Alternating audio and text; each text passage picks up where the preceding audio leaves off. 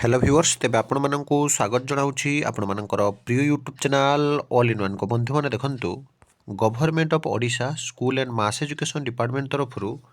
आपणकर गोटे बहुत बड़ न्यूज अपडेट मुझे दुई दुईटा ऑफिशियल नोटिस देखेबी गोटे हूँ आपणकर school and mass education department notice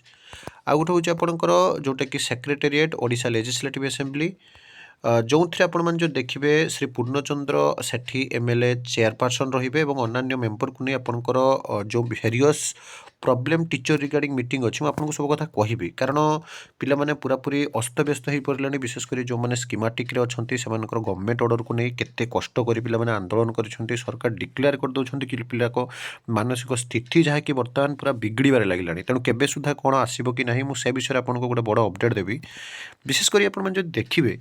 आपणकर जो 4200 जीपी डिमांड होता किंतु तापर जोर धरला 2800 जीपी पॉसिबिलिटी थिला 7 दिन सरकार समय नहीं या भितर आपणकर पुणी 15 दिन कथा बर्तमान गोटे बाइट देले ता भितर नोटिस एवं पूरा पूरी जहाँ अच्छी सबकि तर्जमा करी किछि दिन है आपण जो देखिए यही कथा उपर ही समस्ते चर्चा करुँच कि ये नोटिस भार्सेस आपणकर वास्तवता सब कथा डिस्कसन करवा देखूँ ये नोटिस रे क्लीयरली चिठी जाइए आपणकर from Shri Durga Prasad Mahapatra OAS additional secretary to government चिठी जाइए to all director of the school and mass education department chairperson बा chairman of the CHSC Odisha president BSC Odisha PM Poshan Odisha Bhubaneswar all secretariat additional secretariat school and mass education department एवं देखो subject clearly कहुई 13 number meeting हम departmentally related to आपंकर standing committee IV 2025-26 during the month of December 2025 Metal sir, in enclosing here with a copy, letter number upon correct, I am directed to inform you that 30th meeting of the departmentally related standing committee IV 2025-26 will be held on 29/12/2025 Monday. अर्थात आपनकर 29 तारीख सोमवार हबो meeting at 11 AM in room number 54 of the Odisha Legislative Assembly building, Bhubaneswar, to discuss with the secretaries and official of School and Mass Education Department and Higher Education Department along with the Secretariat of Finance, Law, GA department regarding various problem of teaching and non teaching staff मुझे आपको ये देखिए दूँ देखो जे जो मीटिंगटा हम आपंकर कौन ना आपंकर केउ केउ सेक्रेटरी रही अर्थ विभाग सचिव आईन विभाग सचिव GA department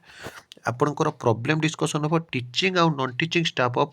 662 aided higher secondary school and college along with 488 aided college of Odisha तो मैंने एटा मेनली आपंकर जो आपने देखिथे जो मैंने आपंकर प्राइमरी शिक्षक अच्छा आपण मैंने जानते से जो आंदोलन होता ये हूँ से रिगार्डिंग आपंकर discussion you are therefore requested to kindly attend the said meeting as per schedule with relevant information এবং आपण माने एटी देखंतु आपणकर secretariat of Odisha legislative assembly Bhubaneswar 17 December ये नोटिस फ्रॉम श्री आपणकर Bidyadhar Majhi joint secretary to Shri Purnachandra Sethi MLA chairman Shri आपणकर बद्रीनारायण पात्र एमएलए श्री गणेश्वर बेहेरा एमएलए श्री विभूति भूषण आपंकर Balwant Rai MLA honourable MLA जे कि रही श्री सरोज कुमार पाढ़ी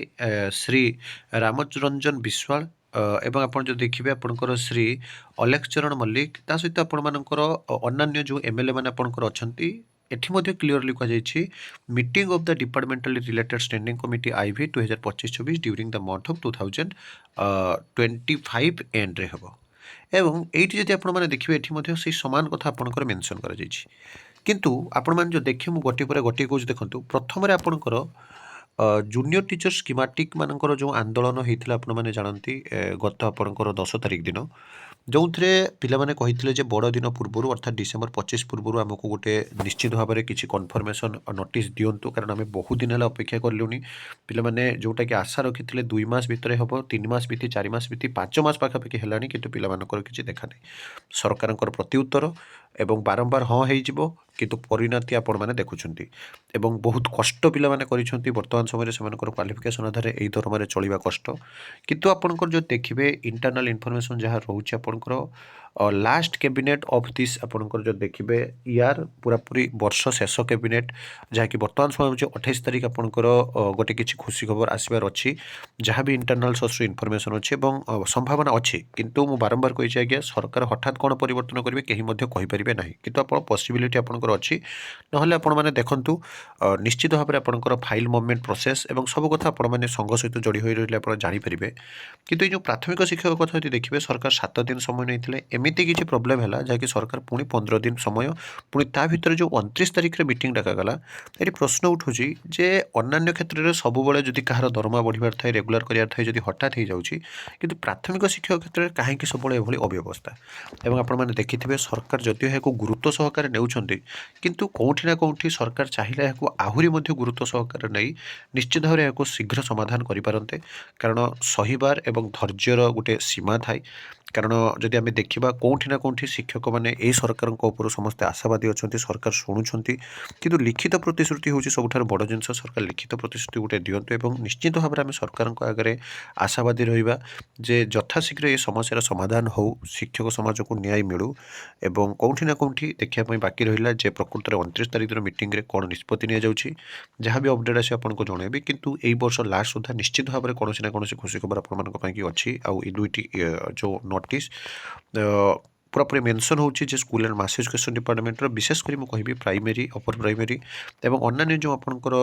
ଟିଚିଂ ଡିପାର୍ଟମେଣ୍ଟର ଯେଉଁମାନେ ବିଷୟ ରହୁଛନ୍ତି ସେମାନଙ୍କର ବିଭିନ୍ନ ପ୍ରକାର ପ୍ରୋବ୍ଲେମ୍ ବିଷୟରେ ଡିସ୍କସନ୍ ହେବ ତ ଏଇଭଳି ସବୁବେଳେ ଅଥେଣ୍ଟିକ୍ ଜେନ୍ୟୁନ୍ ଆଉ ଟ୍ରଷ୍ଟେବଲ୍ ଇନଫର୍ମେସନ୍ ପାଇଁ ଚ୍ୟାନେଲକୁ ସବସ୍କ୍ରାଇବ୍ ଲାଇକ୍ ସେୟାର କରନ୍ତୁ ଏକ ନୂଆ ଭିଡ଼ିଓ ସହିତ ପୁଣି ଥରେ ଆପଣମାନଙ୍କ ପାଖକୁ ଆସିବି ବନ୍ଧୁ ଉତ୍କଳ ଜନନୀ।